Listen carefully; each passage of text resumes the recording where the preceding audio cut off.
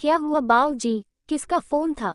मेहदी रचे हाथ लिए जब वसुधा कमरे में आई तो अपने पिता को फोन के पास परेशान बैठे देख पूछ बैठी। कुछ नहीं बेटा, बस यूं ही किसी रिश्तेदार का था।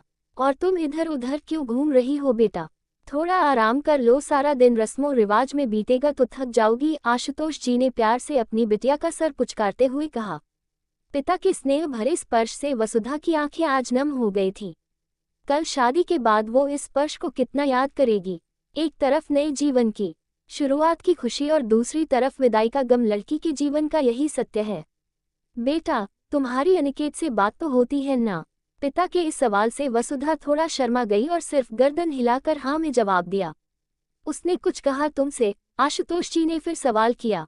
वसुधा ने प्रश्नवाचक निगाहों से पिता की ओर देखा, फिर पूछा, किस बारे में पापा?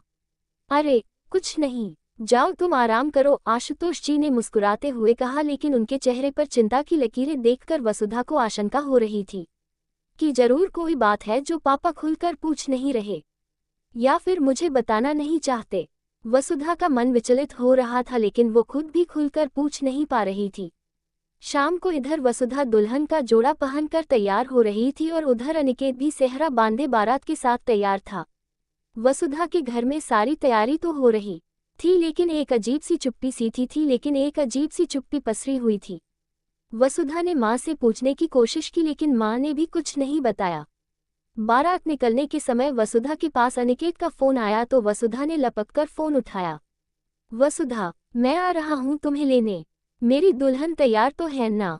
उद्धरण चिन्ह। जी, मैं भी बस तैयार ही हूँ अनिकेत जी, सब ठीक तो है ना? पापा के साथ आपकी कुछ बात हुई है क्या? वसुधा ने थोड़ा रुकते हुए पूछ लिया। नहीं तो, हाँ कल पापा की बात हुई थी। अच्छा वो सब छोड़ो, आज तो हमारी शादी है, तुम बस उसके बारे में सोचो, अनिकेत ने बात टालते हुए कहा। बारात दरवाजे पर पहुंच गई थी, सब ने आगे बढ़कर बारात का स्वागत किया। वसुधा भी अपने कमरे की खिड़की से बाहर का नजारा देख रही थी। काफी देर हो चुकी थी, लेकिन वसुधा को वरमाला के लिए बुलाया नहीं जा रहा था। कमरे में वो अपनी सहेलियों से पूछती तो कोई भी कुछ बता नहीं रहा था। तभी वसुधा का छोटा भाई कमरे में आया तो वसुधा पूछ बैठी, बंटी नीचे क्या हो रहा है? पापा मम्मी कहाँ हैं? दीदी, पापा और जीजू के पापा, लोग सब बातें कर रहे हैं। पापा उनके सामने बार बार हाथ जोड़ रहे हैं, लेकिन वो लोग बहुत गुस्सा हैं। वसुधा का दिल तेजी से धड़कने लगा।